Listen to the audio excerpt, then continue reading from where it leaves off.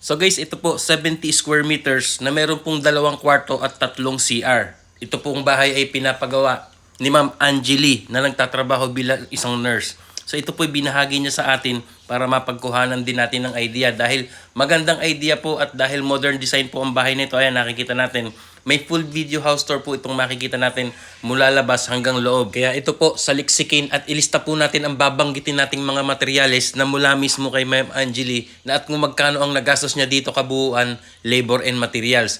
Kaya ito po umpisahan at talakayin na agad natin yan. So guys, umpisahan po natin sa mga hollow blocks. Ayon po kay Ma'am, dito po sa kabuuan ng bahay ay umubos po sila dito ng 2,300 na piraso na mga hollow blocks.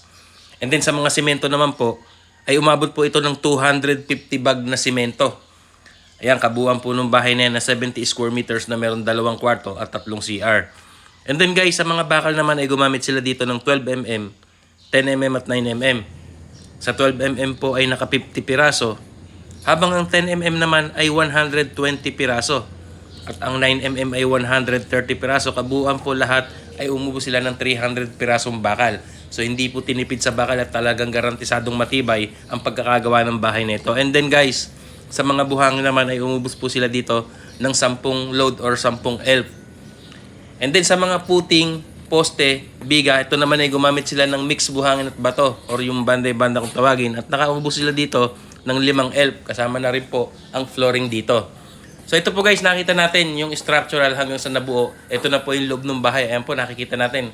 Napakaganda po ng setup. Ayan, meron na rin po siyang mga cabinets. Ayan, may mga windows na. At yan nga po ang ating tatalakayin ngayon. So ayon po sa ibang detalye na binigay sa atin ni Ma'am, ayan po yung mga sliding windows at yung mga ibang bintana.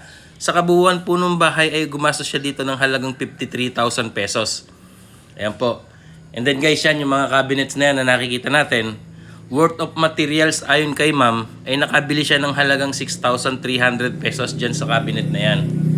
So ito po, nakikita natin malinis sa pagkatrabaho. And then guys, meron po itong loft bed na makikita natin sa isang kwarto nila. Kaya ito po, tuloy po tayo. And then guys, dito po sa master's bedroom, nandito po yung isang CR or yung built-in dito po sa isang master's bedroom nila. Na ayan po nakikita natin, napakaganda at kumpleto na po at maayos ang pagkagawa ng kanilang CR dito.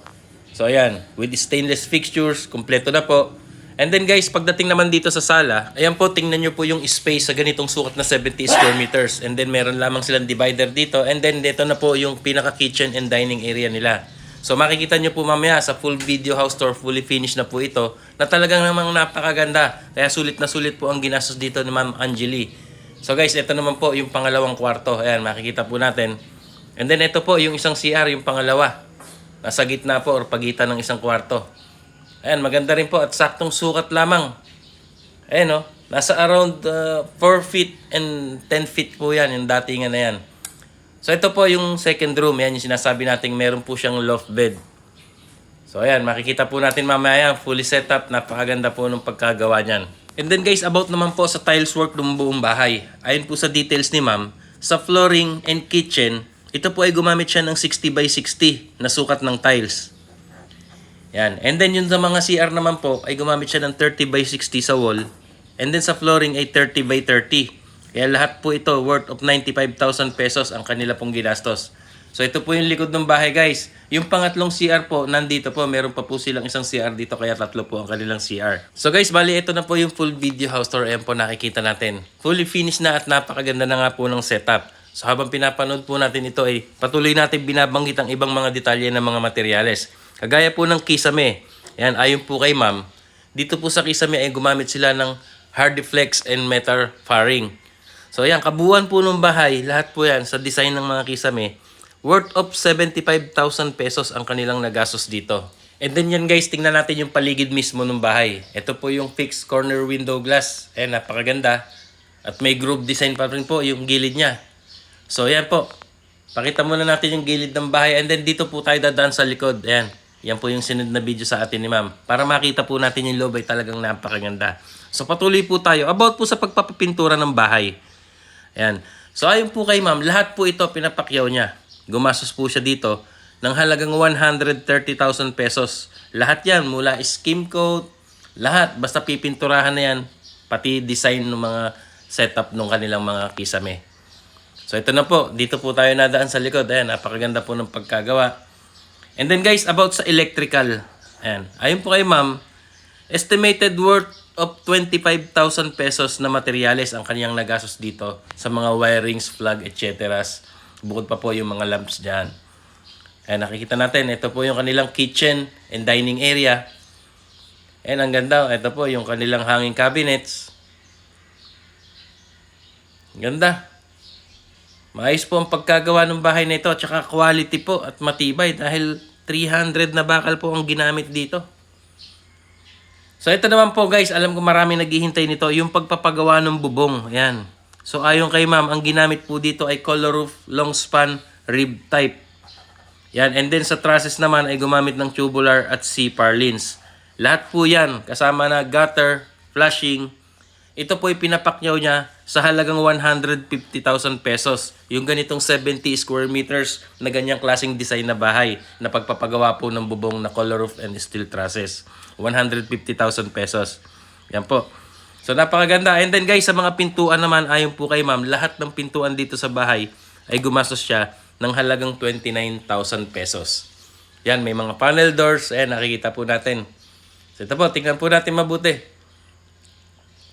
Ayan o, meron din po siyang countertop na kahoy. Ito po yung kanilang mga sliding windows.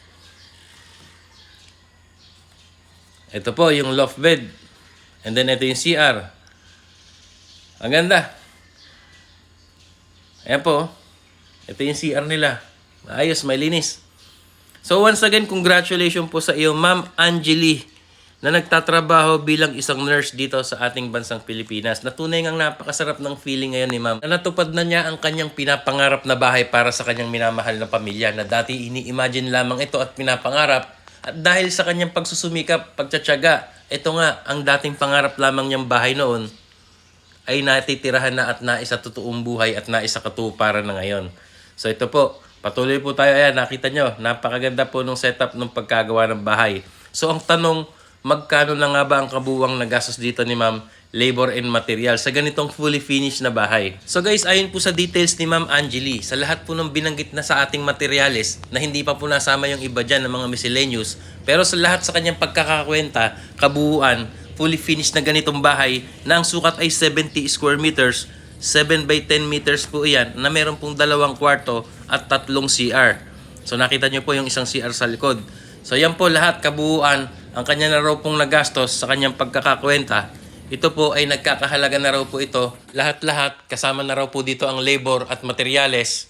Ito ay nagkakahalaga na po ng 1.5 million pesos.